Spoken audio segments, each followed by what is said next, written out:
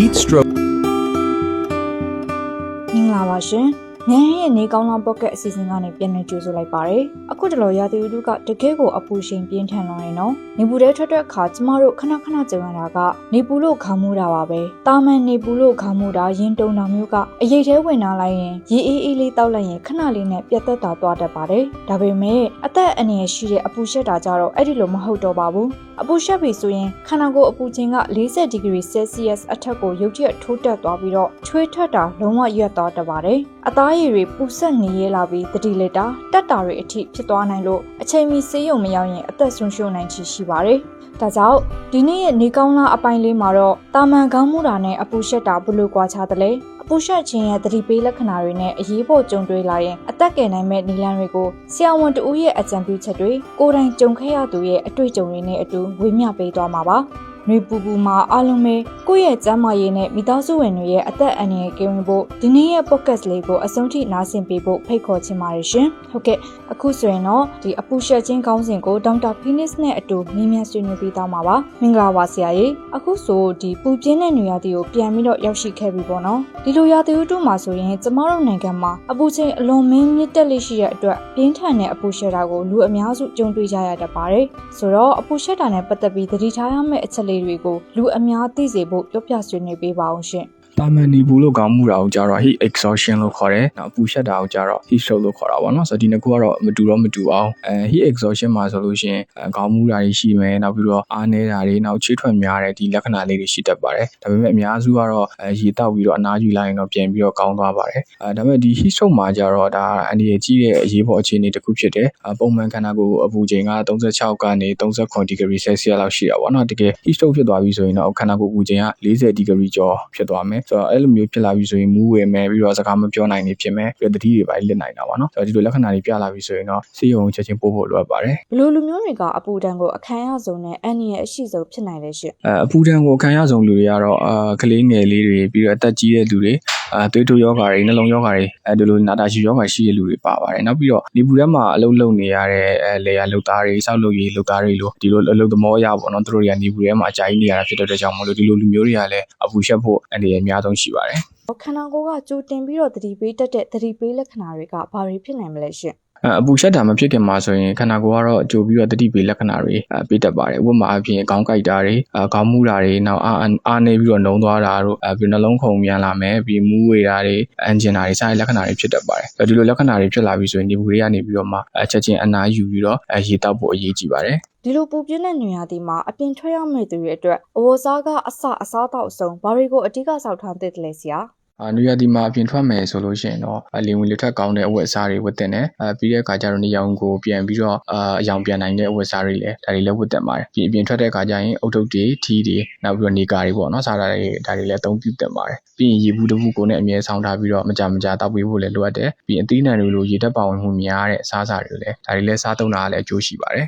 လေပူထဲကပြန်လာခြင်းရေအေးအေးတောက်တာဒါမှမဟုတ်ရေချိုးလိုက်တာမျိုးကအန္တရာယ်ရှိနိုင်လားရှင့်။ဘာကိုအဓိကရှာရမလဲပြောပြပေးပါဦးရှင့်။နေပူတွေကပြန်ရောက်ခြင်းကတော့ဒီရန်အေးတဲ့ရေတွေကိုအများကြီးတောက်တာမျိုးကတော့မလုပ်သင့်ပါဘူး။အဲ့လိုလုပ်လိုက်တယ်ဆိုလို့ရှိရင်ခန္ဓာကိုယ်ရဲ့အပူချိန်ကရုတ်တရက်ပြောင်းလဲမှုတွေဖြစ်ပြီးတော့မူးဝေတက်ပါတယ်။ဆိုတော့အကောင်းဆုံးကတော့နေပူတွေကနေပြန်ရောက်ပြီးဆိုလို့ရှိရင်အရင်ဆုံးနားယူမယ်။ဒီခန္ဓာကိုယ်ပူချိန်ကိုတဘာဝတိုင်းအနေငယ်ကြောက်အောင်လုပ်လိုက်မယ်။ဆိုတော့အဲ့လိုလုပ်ပြီးတော့မှရေတောက်တာတွေရေချိုးတာတွေကိုပြုလုပ်သင့်ပါတယ်။ရေဓာတ်မခံချအောင်ရေကိုဘယ်လိုပုံစံမျိုးနဲ့တောက်ပေးသေးလဲဆရာဒီဓာတ်စားရေရောနေတိုင်းတောက်ဖို့လိုအပ်လားရှင့်နေရာဒီမှာတော့ရေကိုတစ်ခါတည်းနဲ့လို့အများကြီးတော့မတောက်သင့်ပါဘူးရေတောက်မယ်ဆိုလို့ရှိရင်ရေကိုနည်းနည်းစီနဲ့မကြာလေးတောက်ပေးသင့်ပါတယ်ပြီးတော့တစ်နေ့ကိုရေ2လီတာကနေပြီးတော့3လီတာကိုတောက်တာကတော့ပို့ပြီးတော့ကောင်းပါတယ်ပြီးတော့ဓာတ်စာရည်တွေအနေနဲ့ကတော့နေပူထဲမှာလှုပ်နေတဲ့လူတွေနောက်ပြီးတော့ချွေးထွက်များတဲ့လူတွေအတွက်ပဲအသုံးဝင်ပါတယ်တာမန်အခြေအနေမှာတော့ဓာတ်စာရည်ကိုနေ့တိုင်းမဖြစ်မနေတောက်ဖို့တော့မလိုအပ်ပါဘူးကိုရှိမာတင်တယောက်ယောက်အပူရှင်ကြောင့်မူးလဲသွားတာဒါမှမဟုတ်အပူရှက်တဲ့လက္ခဏာတွေပြလိုက်ရင်ဆေးရုံမရောက်ခင်မိနစ်ပိုင်းအတွင်းဘာတွေအရေးပေါ်လုပ်ပေးလို့ရနိုင်လဲရှင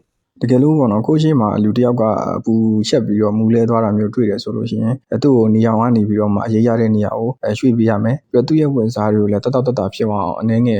်ရှော့ပေးရမယ်ပေါ့နော်ပြီးရင်သူ့ခန္ဓာကိုယ်လည်းရေအေးလေးနဲ့တုပ်ပေးနိုင်တယ်ပြီးတော့ရက်ခတ်ပေးလို့ရတယ်ပေါ့နော်တကယ်လို့သူကတတိရှိတယ်ဆိုလို့ရှိရင်တော့သူ့ရေလေးနည်းနည်းလောက်တိုက်လို့ရတယ်ပြီးတဲ့အခါကျရင်တော့စီးရုံအမြင်ပို့ဖို့တော့လိုအပ်ပါတယ်နေပူတဲ့အလုပ်လုပ်ရတဲ့သူတွေအတွက်အပူရှက်တာကိုကြိုတင်ကောက်ွယ်ဖို့ဘယ်လိုအကြံပေးချင်တယ်လဲဆရာ နေပူရဲလုံးနေရတဲ့လူတွေကတော့ဒီလိုနေပူဆုံးချိန်ဖြစ်တဲ့နေ့လယ်7 နာရီကနေပြီးတော့မှ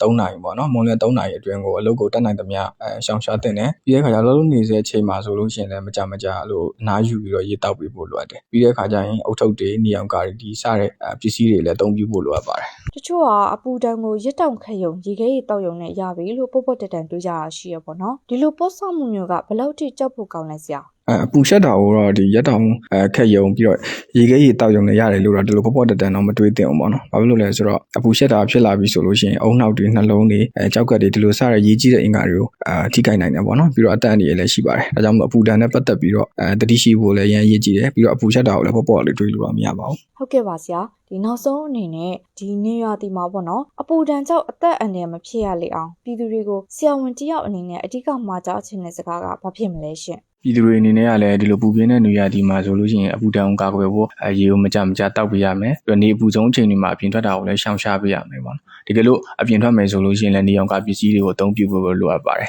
ဆိုတော့နေပူတွေကနေပြန်ရောက်ခြင်းမှာဆိုလို့ရှိရင်လည်းဒီရေတောက်တာမျိုးတွေခြေလက်ဆေးတာမျိုးတွေမလုပ်ဘဲနဲ့10မိနစ်15မိနစ်လောက်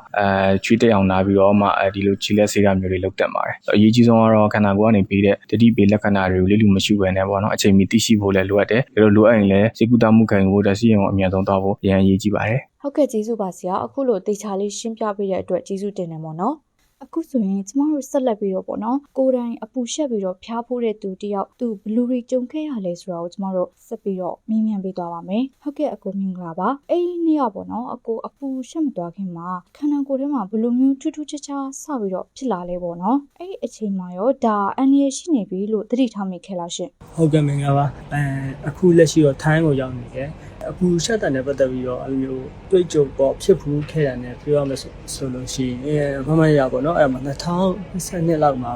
ကျွန်တော်မြန်မာပြည်မှာရှိနေလို့ပါပေါ့နော်အဲ့မှာဟိုက site engineer လေးမျိုးလုပ်နေတော့အဲ့မှာ construction site တစ်ခုမှာစပြီးရန်တဲ့အချိန်မှာအဲ့မှာဖြစ်ဖူးရပေါ့နော်အဲ့မှာဘယ်လိုဖြစ်လဲဆိုတော့အဲ့ဒီ site ကစနေလို့ဆိုတော့ဟိုဘာမှမလုပ်ရသေးဘူးပေါ့နော်နိုင်ရန်တွေပါလည်းတက်မလာသေးဘူးဟိုမှာအမိုးကာတွေလည်းမရှိသေးဘူးအမိုးတွေလည်းမရှိသေးဘူးအဲ့ဆိုမှနေပူထဲမှာလောက်ရတာပေါ့နော်အဲ့ဆိုအဲ့ဒီထဲမှာအဲ့မှာ